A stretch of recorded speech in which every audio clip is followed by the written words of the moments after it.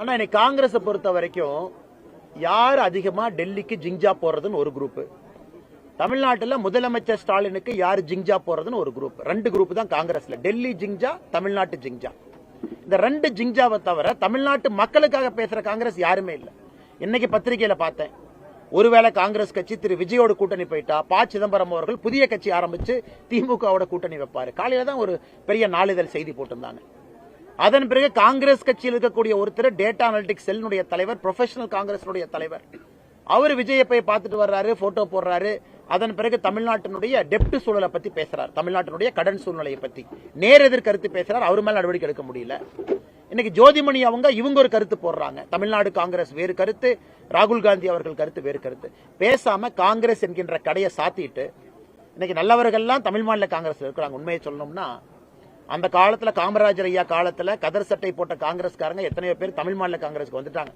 அண்ணன் G K Vasan அவருடைய தலைமை ஏத்து மூப்பனார் ஐயா காலத்துல இருந்து எல்லாம் இந்த பக்கம் வந்தாச்சு.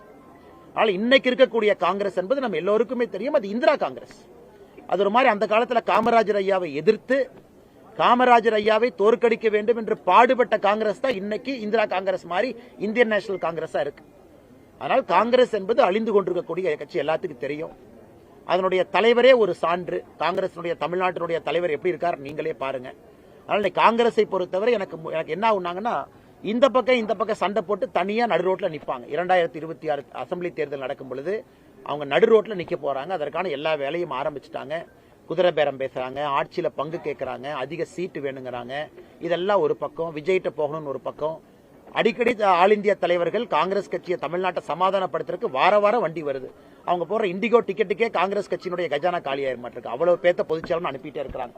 அதனால காங்கிரஸை பற்றி எவ்வளவு பேசினாலும் பேசிக்கிட்டே போலாங்கன்னா, இந்தியாவில் எப்படி காங்கிரஸ் என்கின்ற கட்சி இல்லையோ, தமிழகத்தில் இன்னைக்கு தமிழக காங்கிரஸ் என்கின்ற கட்சி கொஞ்சம் கொஞ்சமாக தேஞ்சு எறும்பினுடைய நிலைமையில் இருக்கு.